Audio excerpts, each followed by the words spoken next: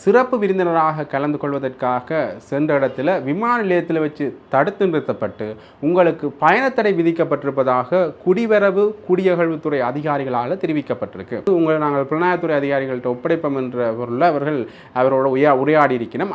ஒரு பாராளுமன்ற உறுப்பினருக்கு பயணத்தடை விதிக்கப்பட்டால் அதை இன்னொரு பாராளுமன்ற உறுப்பினர் கதைச்சு பேசி விடுகிறார் என்கின்ற அளவுக்கு பயணத்தடை என்பது ஒரு சாதாரண விடயமான ஒரு விடயம் அல்ல.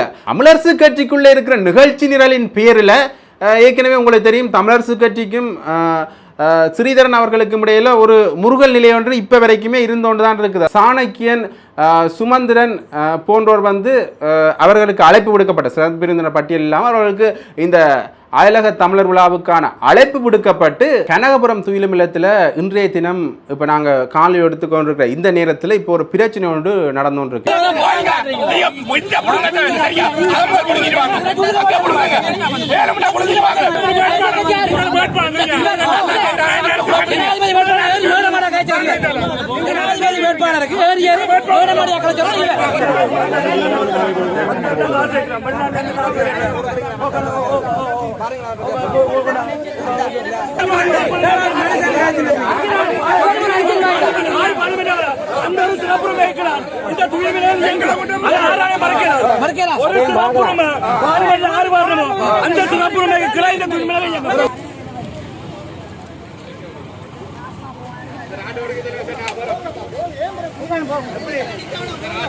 போராளிகள் நலன் காப்போம் என்று சொல்லிக்கொண்டு எல்லா போராளிகளும் சொல்ல இல்லை, நியாயமான நீதியான போராளிகள் இருக்கிறார்கள். அவர்களுக்கு இந்த போராட்டம் என்ன வழி என்று தெரியும், வலிமை என்று தெரியும். கதைகள், தூசணங்கள், கெட்ட வார்த்தைகள் என்று சொல்லி அதில் பாவித்து அதில் தங்களுடைய அந்த ஆதிக்க மனப்பான்மையை சொல்லி தாங்கள் கட்சி ஆதிக்கத்துக்கு இல்லை, துயிலுமில்லத்தை கட்சிக்குள்ளே வச்சிருக்கலாம் என்ற முறையில் அவர்கள் கதைக்கப்பட்டதை நாங்கள் அவதானித்தோம். அதில் குறிப்பாக முத்தண்ணை என்று சொல்லப்படுறவர், டிலோஜன் என்று சொல்லப்படுற போராளிகள், மற்றது அம்மாண்ணா கூட அதில் ஒரு பக்கசார்பாக தான் கதைச்சவர். போராளிகளுக்கு இடையில ஒரு முருகலை ஏற்படுத்த வைக்கின்ற ஒரு அரசாங்கத்தினுடைய நிகழ்ச்சிகளாக இருக்கலாமா என்றும் பல அரசியல் அவதானிகள் தங்களுடைய தரப்பு நியாயங்களையும் தங்கள் தரப்பு விவாதங்களையும் முன்வைத்த வண்ணமே இருக்கின்றார். எங்களுக்குள்ளேயே முரண்பாடுகள் ஏற்பட்டு அதை தீர்த்து வைக்க, குறிப்பாக மாவீர தினம் தொடர்பாக எங்களுக்குள்ளேயே முரண்பாடுகள் ஏற்பட்டு அதை தீர்த்து வைக்கிறதுக்கு போலீசார் வாரது என்பது உண்மையிலேயே ஒரு வெட்கமான விடயமாகத்தான் நாங்கள் பார்க்கணும்.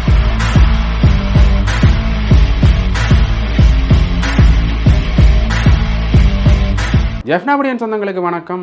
நேற்றைய தினம் பாராளுமன்ற உறுப்பினர் ஸ்ரீதரன் அவர்கள் இந்தியாவில் நடக்கிற அயலக தமிழர் விழா என்ற நிகழ்ச்சிக்காக சிறப்பு விருந்தினராக கலந்து கொள்வதற்காக சென்ற இடத்துல விமான நிலையத்தில் வச்சு தடுத்து நிறுத்தப்பட்டு உங்களுக்கு பயணத்தடை விதிக்கப்பட்டிருப்பதாக குடிவரவு குடியகழ்வுத்துறை அதிகாரிகளால் தெரிவிக்கப்பட்டிருக்கு. புலனாய்வுத்துறை அதிகாரிகள் வர மட்டும் நீங்கள் இங்கே வெயிட் பண்ணணும், பிறகு உங்களை நாங்கள் புலனாய்வுத்துறை அதிகாரிகள்கிட்ட ஒப்படைப்போம் என்ற பொருளில் அவரோட உரையாடி இருக்கிறோம். அந்த வகையில் இவரை இந்தியாவுக்கு போக அனுமதிக்க மாட்டோம் என்றும் அவர்கள் அந்த இடத்துல கூறியிருக்கின்றார்கள். அதன் பின்னர் ஒரு சலசலப்பு நிலை ஏற்பட்டு பிறகு ரஃபூக் ஹக்கீம் அவர்களும் இவரோட சென்ற இடத்துல அவர் கதைத்து பின்னர் இருவரும் இந்தியா செல்வதற்கான ஒப்புதல் அளிக்கப்பட்டது. ரஃபூக் ஹக்கீமுக்கு ஏற்கனவே இந்தியா செல்வதற்கான ஒப்புதல் அளிக்கப்பட்டது.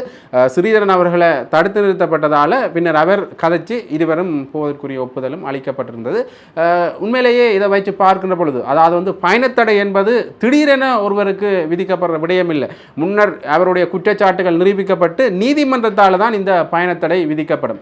அப்படியாக நீதிமன்றத்தால் விதிக்கப்படும் பட்சத்தில் அது புலனாய்வுத்துறை சார்ந்த விடயமாக இருந்தால் அதில் புலனாய்வுத்துறை அதிகாரிகள் தலையிடுவார்கள்.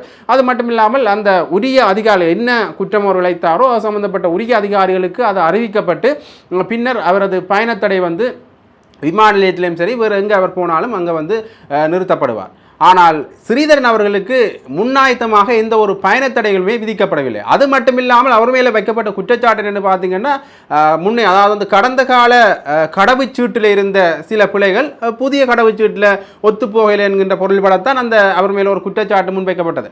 ஆனால் அவர் புதிய கடவுச்சீட்டிலேயே 4 முறை வெளிநாடுகளுக்கு பயணம் மேற்கொண்டதாக கூறியிருந்தார். ஆகவே இதிலேயும் ஒரு சிக்கல் ஒன்று ஏற்பட்டிருக்கிறது. அதாவது என்னத்துக்காக இவர்கள் இந்த குற்றச்சாட்டை முன்வைத்தார்கள்? அது மட்டுமில்லாமல் ஒரு அரசாங்கத்தால் ஒரு பயணத்தடை விதிக்கப்படுவதாக இருந்தால், நீதிமன்ற உத்தரவின் பேரில் பயணத்தடை விதிக்கப்படுவதாக இருந்தால் அதை ஒரு பாராளுமன்ற உறுப்பினருக்கு பயணத்தடை விதிக்கப்பட்டால் அதை இன்னொரு பாராளுமன்ற உறுப்பினர் கதைச்சி பேசி விடுகிறார் என்கின்ற அளவுக்கு பயணத்தடை என்பது ஒரு சாதாரண விடயமான ஒரு விடயம் அல்ல. ஆகவே ரவூப் ஹக்கீம் அவர்கள் காய்ச்சோனை இவரை விட்டுட்டினம் என்று சொல்றதும் ஒரு நம்ப தகுந்த விடயமாக இல்லை. அது மட்டும் இல்லாமல் இப்போ அரசியல் வட்டாரங்களில் இது தொடர்பாக என்ன பேசப்படுதுன்னு பார்த்தீங்கன்னா, இது அரசாங்கத்தின் அல்லது நீதிமன்றத்தால் விதிக்கப்பட்ட பயணத்தடை அல்ல. தமிழரசு கட்சிக்குள்ளே இருக்கிற நிகழ்ச்சி நிரலின் பேரில் ஏற்கனவே உங்களுக்கு தெரியும், தமிழரசு கட்சிக்கும் ஸ்ரீதரன் அவர்களுக்கும் இடையில ஒரு முருகல் நிலை ஒன்று இப்போ வரைக்குமே இருந்தோண்டு தான் இருக்குது. அதாவது ஸ்ரீதரன் என்ன ஒரு விடயத்தை செஞ்சாலும் தமிழரசு கட்சி உடனே அறிவிச்சிடும் அது அவருடைய தனிப்பட்ட விடயம்தான், இதுக்கும் கட்சிக்கும் எந்த சம்பந்தம் இல்லை என்ற ஒரு விடயத்தை அறிவிக்கக்கூடிய சூழ்நிலையும், அது மட்டும் இல்லாமல் ஸ்ரீதரனுடைய கருத்துக்களோட ஒத்து போகிற சூழ்நிலையும் தமிழரசு கட்சி இல்லை.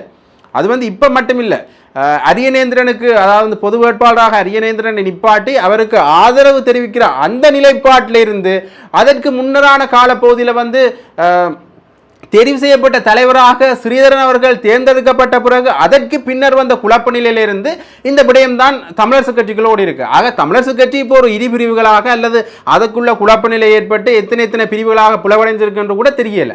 அந்த வகையில் தமிழரசு கட்சியில் இருக்கிற ஒரு சிலருடைய சதிச்செயலாக இது இருக்கலாம் என்று அந்த உள்ளூர் அரசியல் வட்டாரங்களிலிருந்து தகவல்களும் வந்திருக்கு. ஆகவே உண்மையிலேயே இந்த விமான நிலையத்தில் இவர் மறைக்கப்பட்டதற்கும் அரசாங்கத்தால் தான் பயணத்தடை வந்திருக்கா அல்லது தமிழரசு கட்சியினுடைய இவருடைய எதிரிகள் செய்த சதிச்செயலா என்பதும் இது ஒரு பெரிய கேள்வியாகவே எழுந்திருக்கின்றது.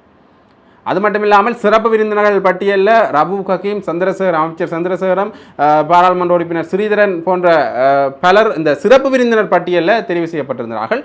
அது மட்டும் இல்லாமல் சாணக்கியன், சுமந்திரன் போன்றோர் அவர்களுக்கு அழைப்பு விடுக்கப்பட்ட சிறப்பு விருந்தினர் பட்டியல் இல்லாமல் அவர்களுக்கு இந்த அயலக தமிழர் விழாவுக்கான அழைப்பு விடுக்கப்பட்டு அவர்கள் இதற்கு முன்னே நாளே அங்கு சென்று கனிமொழி, அது மட்டும் இல்லாமல் அங்கு இருக்கிற அரசியல் பிரமுகர்களோட புகைப்படங்களும் எடுத்து சமூக வலைத்தளங்களில் வெளியிட்டதையும் நாங்கள் பார்க்கக்கூடிய மாதிரி இருந்தது. அந்த வகையில் கனகபுரம் துயிலும் இல்லத்தில் இன்றைய தினம் இப்போ நாங்கள் காலையில் எடுத்துக்கொண்டிருக்கிற இந்த நேரத்தில் இப்போ ஒரு பிரச்சனை ஒன்று நடந்துகிட்டு என்னென்னு பார்த்தீங்கன்னா, ஏற்கனவே உங்களுக்கு தெரியும் இந்த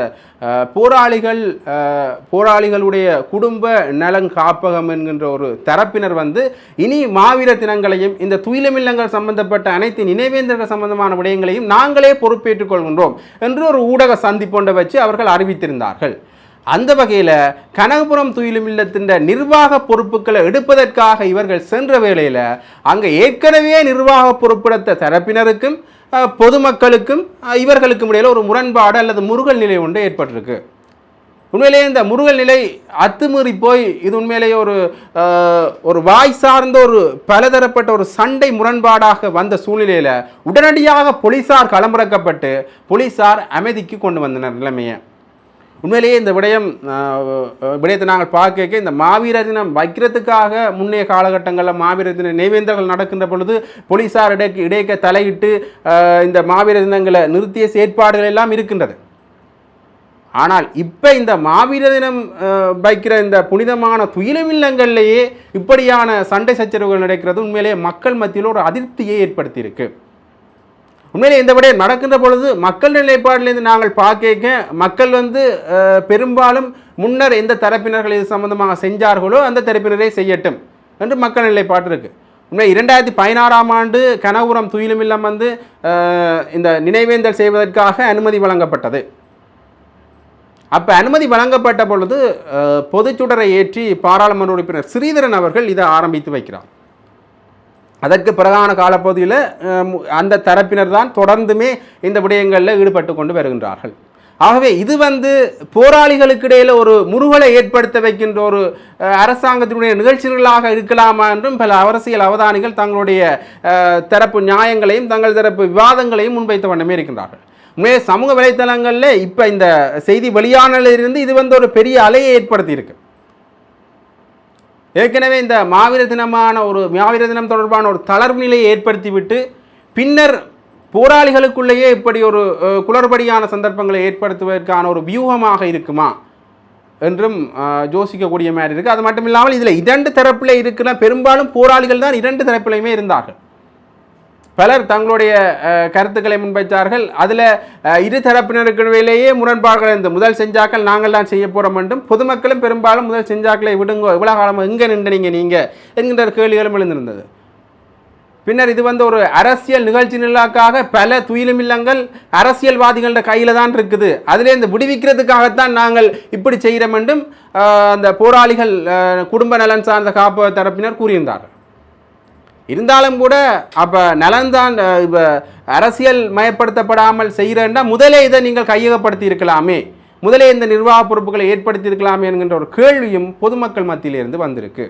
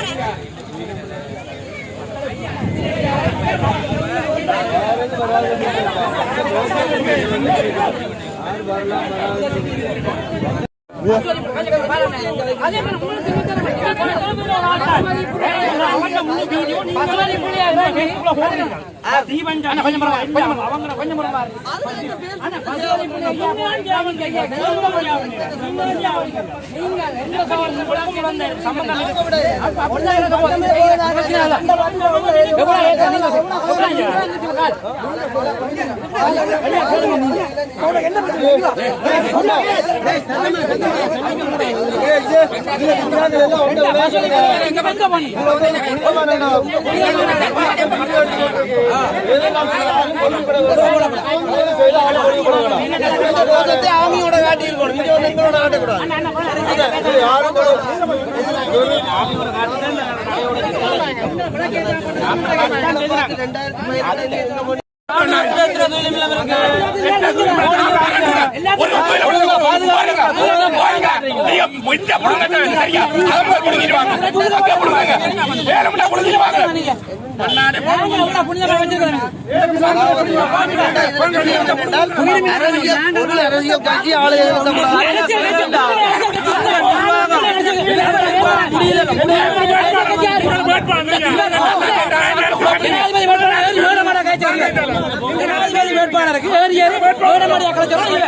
அரசியல் கட்சி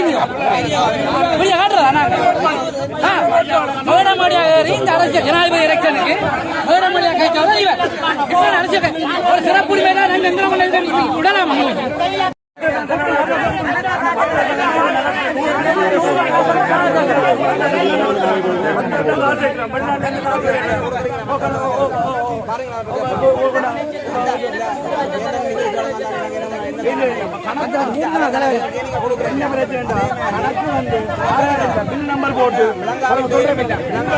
விடலாம். முதல்வராக இருக்கிறவருக்கு என்ன நடக்கிறது அப்படி இல்லை. கணக்கு வழக்கு இல்லைன்னு சொல்லக்கூடாது. கணக்கு வழக்கு அது கூட பிரச்சனை இல்லை. கணக்கு வழக்கு பற்றி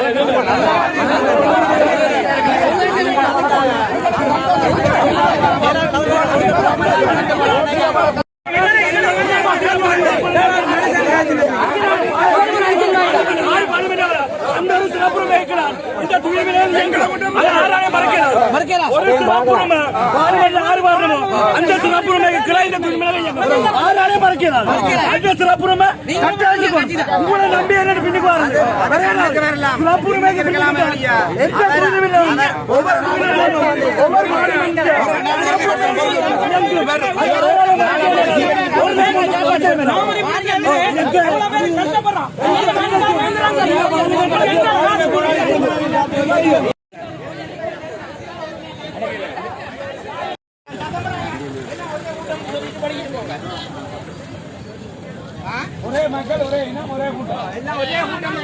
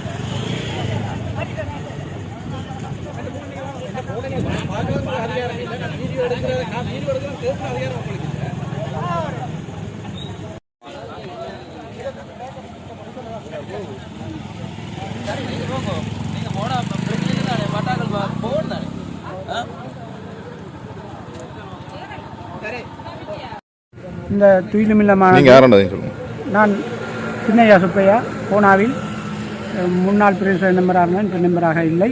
ஆனபடியாக இந்த துயிலுமில்லம் 2016ஆம் ஆண்டு கூடி இந்த துயிலுமில்லத்தை கடவுள் கோயிலை விட மேலதிகமாக நியமித்து இந்த துயிலுமில்லத்தை நடத்தி கொண்டு வருகிறோம். ஆனால் இந்த நிர்வாக தெரிவுன்றது எப்பொழுதும் நடப்பது உண்மை. அது எப்படி நடக்கிறதுன்னு கேட்டால் பிரதேச சபைக்கு ஆளுமைக்கு உள்பட்ட காணி தான் இந்த காணி. அவர்களையும் கொண்டு இங்கே நிர்வாகத்தை மக்களை கூப்பிட்டு ஒரு நிர்வாகம் தெரிவு செய்வோம். அந்த நிர்வாகம் உண்மையிலே நேர்மையும் நம்பிக்கையுமாக செய்து கொண்டு வருகிறது. இத்தனை வருடமாக ஒருவரும் இந்த பிரச்சனைக்கு இங்கே வரவும் இல்லை, இவர்கள் பார்க்கவும் இல்லை. இப்பொழுது என்னென்று கேட்டால் இவ்வளவு நாளும் போராளிகள் குடும்பங்கள் போராளிகள் நலங்காப்பும் என்ற பேரில் போராளிகள் வச்சு இறந்த மாவீரர்களை வச்சு சீவித்து கொண்டிருந்தார்கள். இப்பொழுது இவர்களுக்கு ஒரு எண்ணம் வந்துட்டு இது பெருந்தள்ளலான இது இருக்குது. ஆனபடியால் இந்த மாவீரர் துயிலுமில்லத்தை கையெடுத்தால் நியாயமான காசுகள் பெறலாம் என்ற நோக்கத்தோடு இவர்கள் என்ன செய்கிறார்கள் என்று கேட்டால் இந்த துயிலுமில்லத்தையும் தாங்கள் பொறுப்படுத்தி நடத்தலாம் என்று வந்திருக்கிறார்கள். அவர்கள் யாரும் வர்றதுக்கு நாங்கள் தடை இல்லை. நாங்கள் இங்கே ஒரு களவு எடுக்கவும் இல்லை, ஒன்றும் செய்யவும் இல்லை. அவர்கள் கணக்கு கேட்கிறார்கள். கணக்கு பொதுவாக ஒவ்வொரு வருடமும் முடிந்த பிறகு நாங்கள் இந்த கணக்குகளை எழுதி ஓட்டுறது. ஆனால் இதில் மேலதிகமாக வர்ற காசுகளையும் எழுதி ஓட்டவும் அது யாரும் வந்து தர்றதும் இல்லை, போகிறதும் இல்லை. அது யாரோ வாங்கி தான் நாங்கள் செலவழிக்கிறோம். இதுக்கு வெளிநாட்டு எந்த ஒரு உதவியும் இந்த துயிலுமில்லத்துக்கு கிடைப்பதில்லை நேரடியாக. ஆகவே இந்த துயிலுமில்லத்தை இவ்வளவு காலமும் நாங்கள் செம்மையாகவே நடத்தி கொண்டு வருகிறோம். ஆகவே இதை குழப்பம் விளைவிக்க வேண்டும். அடுத்தவர்களை இந்த மாவீரர்களை கொச்சப்படுத்துவதற்காக இந்த போராளிகள் நலங்காப்பவும் என்று சொல்லிக்கொண்டு எல்லா போராளிகளும் சொல்ல இல்லை, நியாயமான நீதியான போராளிகள் இருக்கிறார்கள். அவர்களுக்கு இந்த போராட்டம் என்ன வலி என்று தெரியும், வலிமை என்று தெரியும். அவர்கள் அந்த நேரத்திலேயே வெள்ளை சேட்டும் நல்ல சேட்டுகளும் அணிந்து கொண்டு ஒரு சிறு போராட்டத்துக்கு போய் அவர்கள் அங்கத்தை இழந்தவரை நாங்கள் பெரிதென்று நினைத்து கொண்டு இப்பொழுது மக்களையும் ஏமாற்றி விட்டு இப்போ துயிலுமில்லத்துக்கு வந்திருக்கிறார்கள். தயவு செய்து மக்களே, நீங்கள் மாவீரர் குடும்பம் போராளிகள் குடும்பம் இருக்கலாம். நீங்கள் இந்த துயிலுமில்லத்தை மாவீரர் குடும்பங்கள் நீங்களே எல்லாரும் வந்து நின்று தான் செய்கிறீர்கள். உங்களுக்கு ஏதாவது பிரச்சனை இருந்தால் நீங்கள் எங்களிடம் தொடர்பு கொள்ளலாம். சில பிரச்சனைகள் வரும். ஒரு இவ்வளோ பெரிய திரளை செய்கிற நேரம் சில அசம்பாவிதங்கள் நடக்கும். அதையும் நாங்கள் கண்காணித்து தான் செய்து கொண்டு வருகிறோம். தயவு செய்து இனிமேலாவது இந்த பிரதேச நீங்கள் தெரிவு செய்ய வேணுமா என்றால் அது பிரதேச ஆளுமைத்தில் தான் அந்த காணி இருக்கிறது. அவர்களோடும் தொடர்பு கொண்டு பாருங்கள். ஒரு புனிதமான இடத்தில் உண்மையிலே இந்த காவல்துறையில நாங்கள் மெச்ச வேணும். இங்கே இது புனிதமான சேவை நடந்து கொண்டிருந்த நேரம் கூடி அவர்கள் இந்த இடத்துக்கு வர இல்லை. இவர்கள் இவ்வளவு மக்கள் வந்தார்கள், அவர்கள் பாதுகாப்பு மட்டும் கொடுத்தார்கள். இன்றைக்கு ஒரு இப்படி வந்து நீங்கள் எல்லாம் வந்து குளப்படியை உண்டாக்க அவர்கள் வந்து பிடித்து விட்டு போகிறார்கள். அவர்கள் நினைச்சால் கோர்ட்டில் போட்டு உங்களுக்கு வழக்கு போட சொல்லியிருக்கார்கள். வழக்கு போட்டால் கோர்ட்டில் போட்டு துயிலுமில்லத்தை பூட்டிடுவார்கள். அதை விரும்புகிறீர்களா? நீங்கள் சொல்லுங்கள் பார்ப்போம். நீங்கள் போராளிகளாக இருக்கலாம், நல விரும்பிகளாக இருக்கலாம், இல்லாட்டி போராளி நலங்காப்பமாக இருக்கலாம். நீங்கள் இந்த துயிலுமில்லத்தை மூடுவதற்கு நீங்கள் எத்தரிக்கிறீர்களா? தயவு செய்து நீங்கள் எங்களோடு நீங்கள் சேர்ந்து பயணிக்கலாம். நீங்கள் உங்களுக்கு கணக்கு பிரச்சனைனா இப்போ கணக்கு பிரச்சனை மாதிரி கணக்கு பிரச்சனையை உங்கள்கிட்ட கேட்கிறனாலும் பொதுமக்களுக்கு தான் காசு வாங்குறீர்கள், உங்கள்கிட்டையும் கேட்கணும். நீங்களும் பொதுவாக உங்களை கணக்கில் எழுதி ஓட்டுங்கள், நாங்கள் எங்களை கணக்கில் எழுதி ஓட்டுறோம். இங்கேருந்து வர்ற ஒரு போராளியோ இல்லை இங்கே வந்து புனிதமாக வேலை செய்கிறவரோ யாருமே இங்கே சம்பளம் எடுக்கிறதில்லை. இங்கே தியாகின்ற ஒரு போராளி இருக்கார். அவர் அந்த நேரமும் இதுக்குள்ளேயே இருந்து தான் வளர்ந்தவர். இப்போவும் என்னென்று கேட்டால் அவர் முழு நேர பொறுப்பையும் இங்கே செய்து அவர் தான் முழு நேரமும் இங்கே நிற்கிறார். அவர் உண்மையிலே ஒரு கஷ்டப்பட்ட நிலையிலும் தன் பிள்ளைகளை படிக்க வைக்கிற நிலையிலும் அதையும் பார்க்காமல் அதிலே பார்த்து செய்யுங்கள். இந்த மாவீரர் குடும்பங்கள் கஷ்டப்படுகிறது, சாப்பாடு இல்லாமல் இருக்கிறார்கள், எத்தனையோ பேர் பின்தங்கி இருக்கிறார்கள். அவர்களுக்கு ஒரு தொழில் வாய்ப்பை செய்து கொடுத்து போராளிகளும் மாவீரர் குடும்பங்களை மேன்மைப்படுத்தவும் கேட்டுக்கொண்டு நன்றி, வணக்கம். கட்சி உறுப்பினர்களாலேயே மட்டும் நிர்வகிக்கப்படுறதாலேயும் ஒரு மக்கள் மயப்படுத்தப்பட்ட நிர்வாகங்கள் கட்சி ஆதிக்கமற்ற ஒரு நிர்வாகத்தை தெரிவு செய்கிறதுக்கு அமைதியான முறையில் ஒத்துழைக்க சொல்லி ஒரு கடிதம் ஒன்று நாங்கள் அனுப்பியிருந்தாங்க. பின்பு அதுக்கு எந்தவித பதிலும் தராத பிறகு 12ஆம் மாதம் 21ஆம் தேதி கூட்டுறவு மண்டலத்தில் ஒரு வெளிப்படையான ஒன்று கூடலை போட்டு கிட்டத்தட்ட அதில் 350 பேர் வந்திருந்தவை. அதில் மாவீரர் பெற்றோர்கள் போராளிகள் எல்லாம் வந்திருந்தவை. அப்போ அதில் நாங்கள் அந்த எடுத்தப்பட்ட முடிவு இந்த 11ஆம் தேதி ஜனவரி மாதம் 11ஆம் தேதி கனகபுரம் துயிலும் இல்லத்தில் ஒரு புதிய நிர்வாகத்தை அரசியல் கட்சிகளின் கலப்படமின்றி, அரசியல் கட்சிகளின் ஆதிக்கமின்றி மக்கள் மயப்படுத்தப்பட்ட ஒரு நிர்வாகத்தை தெரிவு செய்கிற என்று முடிவெடுத்து நாங்கள் அதையும் திருப்பி அவர்களுக்கு அந்த நிர்வாகத்துக்கு, அதாவது கனகபுரம் துயிலும் இல்லத்தின் நிர்வாகத்துக்கு இருக்கிறவர்களுக்கு, நிர்வாகத்தின் தலைவருக்கு, செயலாளருக்கும் அதை கடிதமாக நாங்கள் அனுப்பியிருந்தாங்க. இன்றைக்கு இந்த ஒன்று கூடல் இருக்குது. இந்த ஒன்று கூடலில் தாங்களும் ஒரு நல்ல நிர்வாகத்தை தெரிவு செய்கிறதுக்கு ஒத்துழைக்குமாறு, அதுக்கு அமைவாகவும் பிரதேச சபை இந்த ஆளுகைகளை தான் இதை கனகபுரம் துயிலும் இல்லத்தை ஒரு பூங்காவாக பதிஞ்சு வச்சிருக்கணும். அது எவ்வாறு அது அந்த ஒரு துயிலும் இல்லத்தை கொண்ட பூங்காவாக ஏன் பதிக்க முற்படுத்தினமோ தெரிய இல்லை. அது மிகவும் தவறான ஒரு விடயம். அந்த பூங்காவாக பதிக்கப்பட்டிருக்கிறதால நாங்கள் கரைச்சி பிரதேச சபைக்கும் நாங்கள் கடிதம் கொடுத்திருந்தோம். இன்றைக்கு 11ஆம் தேதி காலை 10 மணிக்கு இப்படி அங்கே ஒரு வழிபாடும் ஒன்று கூடலும் இருக்கிறதால அதை நாங்கள் உங்களுக்கு தெரியப்படுத்துகிறோம்னு சொல்லி. ஆனால் இன்றைக்கு அந்த பிரதேச சபையால் அந்த மாவீரர் துயிலும் இல்லத்துக்கு போன நேரம் கதவுகளில் பூட்டப்பட்டு பிரதேச சபையின் கடிதம் உண்டு அதில் இதப்பட்டிருந்தது. அது தங்களுக்கு என்ன கூட்டம் என்று தெரியப்படுத்தாத அந்த ஒன்று கூட அங்கே நடத்திலாதுன்ற மாதிரியும் ஒரு துண்டு பிரசுரம் ஒன்று அந்த கேட்டில் ஒட்டி இருந்தது. இப்போ இந்த விஷயத்தை நாங்கள் இப்போ செய்ய துவங்கினோன்னா மலமலண்டு கனகபுரம் துயிலும் இல்லத்தினுடைய வேலிகள் அடைக்கப்பட்டு முட்கம்பி இழுக்கப்பட்டு 2 கதவும் போட்டிருக்கணும். இது பாராளுமன்ற உறுப்பினர் ஸ்ரீதரன் சொந்த நிதியில் செய்யப்பட்டதாகத்தான் அவர்களுடைய கட்சிக்காரர்கள் தெரிவிக்கணும். ஆனால் நாங்கள் இன்னொரு பக்கத்தால் இறஞ்சோம். அது கனடாவிலிருந்து புலம்பெயர் மக்களால் வழங்கப்பட்ட உதவி தான் என்று சொல்லி, ஆனால் புலம்பெயர் மக்களால் வழங்கப்பட்ட உதவி என்றதை இங்கே மறைக்கப்பட்டு ஸ்ரீதரன் சொந்த நிதியிலே இருந்து அவருடைய சொந்த வீட்டு பணம், அவருடைய சொந்த நிதி, அவருடைய பன்முகப்பட்ட நிதி இல்லை, அவருடைய சொந்த நிதியிலே இருந்தால் அவர் ஒதுக்கி கொடுத்ததாம்னு சொல்லி கட்சிக்காரர்கள் இருக்கிறார். இன்றைக்கு அந்த இடத்துக்கு போன நேரம் பல இடங்களில் அவர்களோட கட்சி உறுப்பினர் சந்தி நின்று வர்ற மக்களை எல்லாம் திருப்பி அனுப்பி அந்த கட்சி ஆதிக்கத்துக்கு இந்த 3 துயிலும் இல்லத்தை சேர்ந்தவர்களும் அந்த இடத்துல கூடி அவர்கள் கூடுதலாக குடி போதையில் நின்றார்கள்.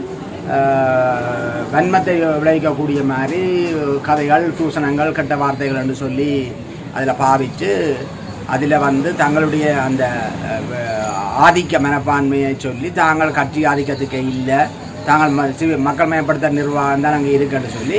ஆனால் அந்த தலைவர் அங்கே அமைதியாக இருந்தார். ஆனால் செயலாளர் அதில் நிற்கிறேன். செயலாளர் இலங்கை தமிழரசு கட்சியின் கிளர்ச்சி கிளையின் செயலாளரும் அவர் தான், துயிலும் இல்லத்தின் செயலாளரும் அவர் தான்.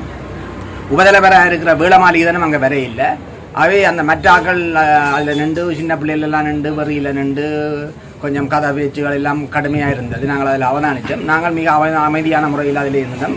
கொஞ்சம் கடுமையாக போக போலீஸ் அந்த இடத்துல இருந்து எல்லாரையும் அப்புறப்படுத்த அவர்கள் அமைதியாக கலைந்து போக சொன்னார்கள். அப்போ அந்த இடத்துக்கு பிறகு நாங்கள் இந்த கிளிநொச்சி பாராளுமன்ற உறுப்பினராக இருக்கிற ஸ்ரீதரன் மிக வன்மமான முறையில் இளைஞர்களை பயன்படுத்துவது மட்டுமில்லாமல் அவர்களை குடி போதையிலையும் ஊக்குவிப்பது மாதிரி இந்த செயல்பாடுகளுக்குள்ள இருக்கிறார். இவர் அந்த வாக்கு வங்கியை தங்க வைக்கிறதுக்காக 4 துயிலும் இல்லங்களை தன்னுடைய அரசியல் நலனுக்காக பயன்படுத்தி கொண்டிருக்கார். 1 கனகபுரம் துயிலும் இல்லம், அடுத்தது முழங்காவில் துயிலும் இல்லம், அதே மாதிரி தேராவில் துயிலும் இல்லம், மற்றது சாட்டியில் இருக்குது, யாழ்ப்பாணத்தில் தீவாத்தில் இருக்க சாட்டி துயிலும் இல்லத்தையும் தன்னுடைய ஆளுகைகளை வச்சு இந்த விடயங்களை செய்து கொண்டிருக்கிறார்கள். இவ்வாறான ஒரு மக்கள் மயப்படுத்த நிர்வாகத்தை நாங்கள் இந்த அம்மா தாய் கிடைக்கப்பட்ட அநீதிக்கு எதிராக இந்த நிர்வாகம் பொறுப்பேற்று அவர்களோட பல தடவை அமைதியான முறையாக நாங்கள் கதைக்க முற்படுத்த போது அவர்கள் அதை எடுத்தறிந்தும் அல்லது கதைக்க சந்தர்ப்பம் தராமலும் விட்ட போதுதான் நாங்கள் இந்த 3 மாவீரர் தாய்க்கு இழைக்கப்பட்ட அநீதிக்கு இந்த மாவீரர் துயிலும் இல்லத்தின் நிர்வாகத்தை நாங்கள் மாற்றணும் என்றதான் எங்களுடைய மக்கள் ஒரு அரசியல் கட்சியின் ஆதிக்கத்துக்கு இல்லாமல் மக்கள் மயப்படுத்தப்பட்ட நிர்வாகமாக அது தெரிவு செய்யப்படணும் என்று தான் நாங்கள் முயற்சி எடுத்திருக்கிறார்கள். ஆனால் இந்த நிர்வாகம் தமிழரசு கட்சி உறுப்பினர்களால் மட்டுமே அதுக்கு இருக்குது. அங்கே நிர்வாகம் தெரிவு செய்யப்படுறதும் வெளிப்படைத்தன்மை இல்லை. இது அறிவகத்துக்கு இலங்கை தமிழரசு கட்சியின் கிளிநொச்சி செயலகமாக இருக்குது. அறிவகத்துக்கான இந்த நிகழ்ச்சிகள் எல்லாம் நடக்கப்படுறது. சென்ற அந்த கூட்டத்தில் 21ஆம் தேதி நாங்கள் கூட்டுறவு மண்டலத்தில் கூட்டப்பட்ட போது அங்கே முழங்காவில் துயிலுமினத்தின் உபதலைவர் சொல்லியிருந்தார். அங்கே உபதலைவராக இருக்கிறவருக்கு அங்கே முழங்காவில் துயிலுமினத்தின் கணக்கு வழக்கு தெரியாது. அதே மாதிரி கிளிநொச்சி மாவட்ட வர்த்தக சங்கத்தில் சொல்லியிருந்தார். வர்த்தக சங்கத்தால் எவ்வளவு காசு வருது அதுக்கான கணக்கை கேட்கக்கூட ஜெனாண்டு சொல்லப்படுகிற இங்கே ஒரு நாகக்கடை வச்சிருக்கிறவர், அவர் தான் அந்த கனகபுரம் துயிலுமினத்தின் பொருளாளராக இருக்கிற அவர் கூட அந்த கணக்கை காட்டுறது இல்லை என்று சொல்லி இருந்தார். அவை இந்த ஒரு அரசியல் நிகழ்ச்சிகளுக்காக இந்த துயிலும் இல்லங்கள் பயன்படுத்தப்படுவது வன்மையாக கண்டிக்கத்தக்கது. நாங்கள் தொடர்ந்து வரும் காலங்களில் இந்த துயிலும் இல்லங்களை எவ்வாறு இந்த அரசியல் நிகழ்ச்சிகளுக்கு இருந்து ஒரு மக்கள் மயப்படுத்தப்பட்ட நிர்வாகமாக கொண்டு வருவது என்பதை பற்றி நாங்கள் ஆழமாக சிந்தித்து கொண்டிருக்கிறோம். பல்வேறுபட்ட முயற்சிகளை நாங்கள் இனியும் தொடர்ச்சி அடுக்கே இருக்கிறோம். இதில் என்னென்று சொன்னால் சில மூத்த போராளிகள் என்று சொல்லப்படுறவர்களோட சில கட்சி அல்லது பாராளுமன்ற அதிகாரம் அவற்றை இருக்கின்றதால அவர்களும் அந்த எங்களை சமாளித்து எங்களுக்காக கதைப்பது போன்று கதைத்து எங்களை அந்த இடத்துலேருந்து வெள்ளமாக அனுப்பிவிட்டால் சரி என்ற மாதிரி அவர்கள் யோசித்து இந்த விஷயங்களை எங்களுக்கு சார்பாக கதைக்கிற மாதிரி கதைச்சு அந்த இடத்துலேருந்து எங்களை அனுப்பிவிட்டால் அந்த பிரச்சனையை முடிவை கொண்டு வந்துடலாம். தொடர்ச்சியாக அந்த கட்சி அதிகாரத்தை தூய்மை இல்லத்துக்குள்ள வச்சிருக்கலாம் என்ற அந்த கட்சி துயிலுமில்லத்தை கட்சிக்குள்ளே வச்சிருக்கலாம் என்ற முறையில் அவர்கள் கதைக்கப்பட்டதை நாங்கள் அவதானித்தோம். அதில் குறிப்பாக முத்தண்ணை என்று சொல்லப்படுறவர், டிலோஜன் என்று சொல்லப்படுற போராளிகள், மற்றது அம்மாண்ணா கூட அதில் ஒரு பக்கசார்பாக தான் கதைச்சவர்னு நான் சொல்லுவேன். ஏனென்றா அவரும் கூட அந்த இடத்துல தான் பிரச்சனையை பார்க்குறேன்னு சொல்கிறாரு ஒழிய, ஆனால் அதுக்கு எந்தவித முடிவையும் அதற்கு ஒரு அரசியல் ஆதிக்கத்துக்கு இருந்து மக்கள் மயப்படுத்தப்பட்ட நிர்வாகம் தெரிவு செய்யப்படணும் என்றதுக்கான இந்த முயற்சிகளையும் எடுக்கப்படவில்லை. இன்றைக்கு கூடி வந்த மக்களை எல்லாரையும் திருப்பி சந்தி நின்று அவையில் வர வேண்டாம்னு சொல்லி திருப்பி அனுப்பி போட்டு மிகவும் வன்மமாக அந்த இடத்துல கெட்ட வார்த்தைகளை பயன்படுத்தி இலங்கை தமிழரசு கட்சியின் உறுப்பினர்கள் நடந்து கொண்டது மிகவும் ஒரு வன்மையாக கண்டிக்கத்தக்கது. இதை அவர் இனிமேல் காலத்தில் கிளிநொச்சியில் ஒரு பாராளுமன்ற உறுப்பினராக தெரிவு செய்வதற்கான வாய்ப்புகள் இல்லை. அவர் நிச்சயமாக இந்த மக்களால் தோற்கடிக்கப்படுவார். அவர் தான் வினை விதைத்தவன் வினை இறப்பான், திணை விதைத்தவன் திணை இறப்பான் என்ற மாதிரி நிச்சயமாக அவர் அதுக்கான பழியை அவர் ஏற்றுக்கொள்ள வேண்டும். தொடர்ந்து வரும் காலங்களில் அரச முறையிலேயும் அரச சட்ட ரீதியாகவும் நாங்கள் மற்றது மக்கள் மயப்படுத்தப்பட்ட முறையிலையும் இந்த துயிலும் இல்லங்களை அரசியல் ஆதிக்கத்துக்கு எடுக்கிறதுக்கான சகல முயற்சிகளையும் நாங்கள் ஒரு போராளி கட்டமைப்பு என்ற முறையில் நாங்கள் அதற்கான முயற்சிகளை தொடர்ச்சியாக முன்னெடுத்து நன்றி. மக்களுடன் போராளிகள் மக்களுக்காக வெளியில இருந்து நாங்கள் மூன்றாம் தரப்பினராக பார்க்கிற பட்சத்தில் உண்மையிலேயே எங்களுக்கு ஒரு வெட்கமான சூழ்நிலை தான் இருக்குது. வெளியிலேருந்து பார்க்குறார்கள், இதை எப்படி பார்ப்பார்கள் என்றால், முன்னைய காலகட்டங்களில் மாவீரர் தினத்துக்கு எதிராக போலீஸாருடைய பல நடவடிக்கைகளும் ஆக்கிரமிப்புகளும் இருந்தவரை நாங்கள் பார்க்கக்கூடிய மாதிரி இருக்கும். அந்த வகையில் இப்போ இதுக்குள்ள எங்களுக்குள்ளேயே முரண்பாடுகள் ஏற்பட்டு அதை தீர்த்து வைக்க, குறிப்பாக மாவீரர் தினம் தொடர்பாக எங்களுக்குள்ளேயே முரண்பாடுகள் ஏற்பட்டு அதை தீர்த்து வைக்கிறதுக்கு போலீஸார் வாரது என்பது உண்மையிலேயே ஒரு வெட்கமான விடயமாகத்தான் நாங்கள் பார்க்கணும். அது மட்டுமில்லாமல் இப்படியான விடயங்கள் இனி நடக்காமல் ஓர் அணியில் நின்று எங்களுடைய நினைவேந்தல்களையும் அது மட்டுமில்லாமல் எங்கள் சார்பாக தமிழர் சார்பாக நடக்கிற விடயங்களையும் ஒருமித்து செஞ்சால்தான் எங்களுடைய ஒற்றுமையை வெளியில் காட்ட முடியும். அது மட்டுமில்லாமல் நாங்கள் ஏற்கனவே இந்த ஓரணியில் செயற்படணும் என்று வாய் வார்த்தையால் மட்டும்தான் அரசியல் கட்சிகள் சார்பில் இருந்தும் சரி, சிவில் அமைப்புகள் சார்பில் இருந்தும் சரி, வெறுமனே வாய் வார்த்தையாக தான் வந்தோன்னுது. பார்த்தா உண்மையிலேயே கட்சிகளுக்குள்ளேயும் குளறுபடியான முரண்பாடான சூழ்நிலை தான் காணப்படுது, சிவில் அமைப்புகளையும் இந்த முரண்பாடான சூழ்நிலை தான் காணப்படுது. ஆக இதை நாங்கள் உண்மையிலேயே ஒரு பொது எடுப்பில் மிகவும் எழுச்சியாக, அது மட்டும் இல்லாமல் ஓரணியில் என்று செயற்படும் பட்சத்தில் தான் எங்களுடைய ஒற்றுமையை மற்றவர்களுக்கு காட்ட முடியும்.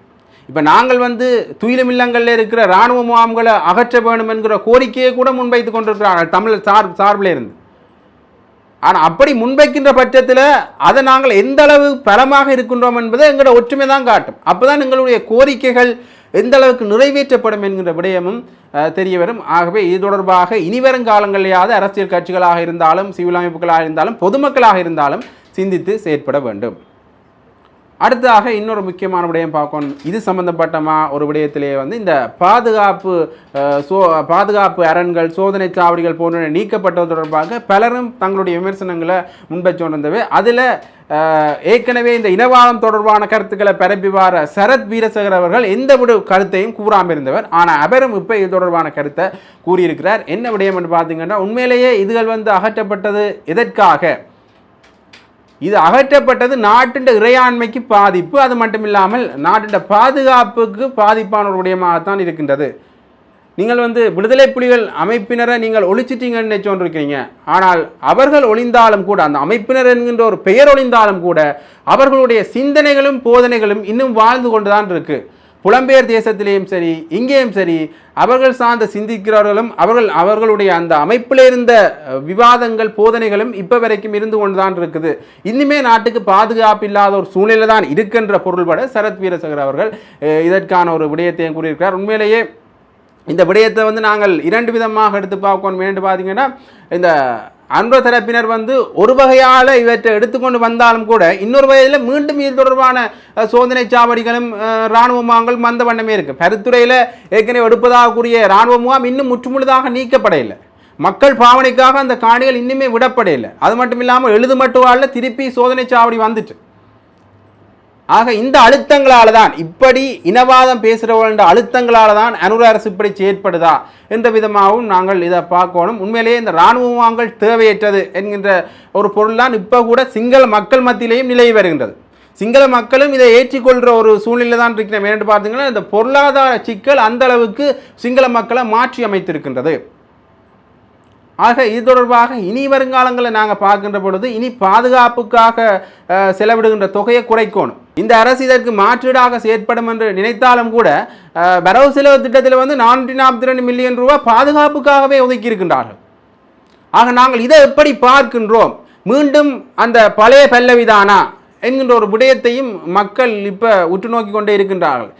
மீண்டும் இந்த தமிழ் மக்கள் சார்பாக ஒரு அதிருப்தி நிலை தான் இப்போ அன்றகுமார் அரசாங்கத்துக்கு மேலே வந்திருக்குது. ஆகவே இது தொடர்பான விடயங்களையும் நாங்கள் தொடர்ந்து பார்க்கணும். எப்படி இவர்கள் இந்த தமிழர் தொடர்பான விடயங்களை பார்க்க போகின்றார்கள்.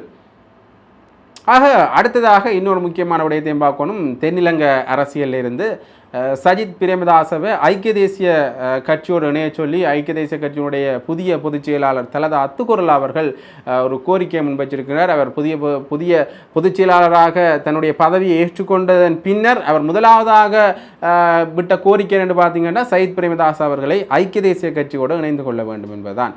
ஏற்கனவே ஒன்றாக இருந்தவர்கள் இப்போ அரசியல் நிலைப்பாடுகள் காரணமாக பிரிந்த சூழ்நிலையில் தான் இப்போ இரண்டு கட்சியே உருவாகியிருந்தது. ஐக்கிய தேசிய கட்சி என்றது ஏற்கனவே இருந்த ஒரு கட்சி, அந்த நிலைப்பாட்டிலேருந்து பிரிஞ்சு ஐக்கிய மக்கள் சக்தி என்ற ஒரு விடயம் வந்து உருவாகியிருந்தது. ஆகவே இந்த இரண்டு கட்சிகளும் ஒன்றாகும் பட்சத்தில் எதிர்கட்சிகளுடைய பலம் இன்னும் கூட்டப்படும், இந்த பலம் இன்னும் அதிகரிக்கும் என்றதான் இந்த எதிர்கட்சியினுடைய நிலைப்பாட்டில் இருக்கிற விடயம். ஆகவே அவர்களை இந்த எதிர்கட்சிகளை ஒன்றிணைக்கிற பணியில் வந்து இப்போ பலர் ஈடுபட்டு கொண்டே இருக்கின்றார்கள். அரசியல் வட்டாரங்கள்லேருந்தும் பாராளுமன்ற உறுப்பினர்களில் சைட்லேருந்தும் பலர் ஒன்றுபட்டு கொண்டே இருக்கின்றார்கள். இருந்தாலும் கூட இந்த எதிர்கட்சியில் வந்து ஐக்கிய தேசிய கட்சியும் ஐக்கிய மக்கள் சக்தியும் இணைஞ்சாலோ அல்லது ஐக்கிய தேசிய கட்சியில் சஜித் பிரேமதாஸ் இணைஞ்சாலோ யார் எதிர்கட்சியினுடைய தலைவர் என்கின்ற கேள்வி எழும். அதில் ரணில் விக்ரமசிங்கவா சஜித் பிரேமதாசவா என்கின்ற விவாதங்கள் நடந்து வந்து கொண்டிருக்கின்றன. அதிலேயும் கூட இப்போ சஜித் பிரேமதாஸ் எதிர்க்கட்சி தலைவராக இருந்தாலும் கூட இன்னுமே இந்த ஐக்கிய மக்கள் சக்தியினுடைய தலைவராக யாரை மீண்டும் நியமிப்பது, சஜித் பிரேமதாசை விட்டுட்டு வேறு யாரை நியமிக்கணும் என்கின்ற ஒரு நிலைப்பாடில் தான் ஐக்கிய மக்கள் சக்திக்குள்ளேயே பல விவாத பொருட்கள் இப்போ போய்கொண்டிருக்கு. ஆக இந்த இரு கட்சிகள் இணைவென்றதையும் எப்படி இந்த எதிர்கட்சிகள் அணுகப் போகுது என்றது ஒரு கேள்வியாகவே அமைந்திருக்கின்றது. அடுத்ததாக இன்னொரு முக்கியமான விடயத்தையும் பார்க்கணும்னு பார்த்தீங்கன்னா, இந்த புலம்பெயர் தேசங்கள்லேருந்து வர முதலீடுகள் தொடர்பாக ஒரு விடயங்கள் வந்திருக்கு. இந்த வெளிநாட்டிலேருந்து பணப்பரிமாற்றங்கள் நடந்ததில் வந்து இப்போ எங்களுடைய இலங்கை மத்திய வங்கிக்கு வந்து 6575.4 மில்லியன் ரூபாய் வந்து கிடைச்சிருக்கு. இது முன்னைய காலத்தோடு ஒப்படைக்க 10.1% அதிகமாக அமைந்திருக்கின்றது.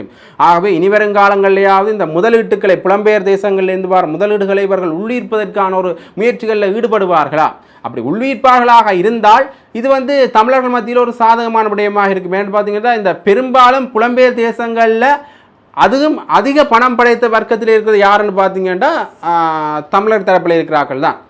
ஆக அவர்களுடைய முதலீடுகள் உள்வாங்கப்படும் பட்சத்தில் இலங்கை என்ற ஒரு பொருளாதார செழுமை அதிகரிக்கப்படும். ஆக இது தொடர்பாக அரசு என்ன நிலைப்பாடு எடுக்கும், இந்த இலங்கை மத்திய வங்கியின் அறிக்கை வந்த பிறகு அது தொடர்பாக சிந்தித்து செயற்படுமா என்பதையும் நாங்கள் பொறுத்திருந்து தான் பார்க்கணும். ஆகவே இந்த அரசியல் வட்டாரங்கள்லேருந்து பல விடயங்கள் வெளியாகி வண்ணமே இருக்குது. அதுலேயும் குறிப்பாக இன்னொரு விடயத்தை நாங்கள் சொல்லணும் என்று பார்த்தீங்கன்னா இந்த அர்ச்சுனா ராமநாதனுடைய விடயம். அர்ச்சுனா ராமநாதன் அவர்கள் உங்களுக்கு தெரியும், இந்த சாவகச்சேரி வைத்தியசாலையில் அவர் வைத்திய அதிகாரியாக நிர்வாக பொறுப்பை எடுத்ததில் இருந்தே இவர் அந்த பதில் வைத்திய அத்தியட்சராக இருக்கின்ற பொழுதே இந்த சாவகச்சேரி பிரச்சனை தொடர்பாகத்தான் பிரபல்யம் அடைந்தவர். சாவகச்சேரியில் இருக்கிற வளப்பற்றாக்குறை, வைத்தியர்கள் பற்றாக்குறை, அந்த வைத்தியர்களுடைய அசண்டை இனம் தொடர்பான பல விடயங்களை முன்வைத்தார். அந்த வகையில் இந்த சாவகச்சேரி வைத்தியசாலைக்கு 4 பிரதான வைத்திய நிபுணர்கள் புதிதாக நியமிக்கப்பட்டிருக்கின்றார்கள். இதை தன்னிச்சையாக நடந்ததா அல்லது எதிர்ச்சியாக நடந்ததா அல்லது இவருடைய இந்த போராட்டத்துக்கு பிறகுதான் நடந்ததா என்பதையும் நாங்கள் பார்க்கணும். இதன் போராட்ட விளைவாகத்தான் நடந்ததா என்பதையும் நாங்கள் சிந்தித்து பார்க்கணும். இருந்தாலும் கூட இது அர்ச்சுனா ராமநாதன் அவர்கள் தன்னுடைய முகவலி புத்தகத்தில் பதிவிடுகின்ற பொழுது மக்களுக்காக நான் எடுத்த போராட்டத்தின் விளைவாக இது வந்திருக்கு, அது மட்டுமில்லாமல் வடமாகாணத்துக்கும் ஏதாவது தேவை என்றால் என்ன உயிரை கூட கொடுப்பதற்கு தயாராக இருக்கின்றேன். அதிலேயும் குறிப்பாக இன்னொரு விடயத்தை முன்வைச்சிருக்கிறார். என்னுடைய நீதிமன்ற வழக்கல் காரணமாக நான் இப்போ சாவகச்சேரி வைத்தியசாலைக்குள்ளே வர முடியாத சூழ்நிலையில் இருக்கிறேன். அப்படி வழக்கல் எல்லாத்தையும் முடிச்சு கொண்டு இது தொடர்பாக மீண்டும் நாங்கள் பேசலாம் என்கின்ற பொருள்பட அவருடைய தன்னுடைய முகவலி புத்தகத்தில் ஒரு கருத்தை முன்வைச்சிருக்கிறார். ஆகவே இதுவும் ஒரு பெரிய ஒரு அவருக்கு கிடைத்த வெற்றியாக மக்கள் மத்தியில் இப்போ பார்க்கப்படுகின்றது. இப்படியாக பல தகவல்கள் இந்த இலங்கை அரசியல் பரப்பிலையும் சரி, எங்களுடைய தாயக அரசியல் பரப்பிலையும் சரி வெளிவந்த வண்ணமே இருக்கின்றது. தொடர்ந்தும் சரியான தகவல்களையும் உடனடி தகவல்களையும் தெரிந்து கொள்றதுக்கு ஜெஃப்னா அப்படியே சேனலோட இணைஞ்சிருங்க. நன்றி, வணக்கம்.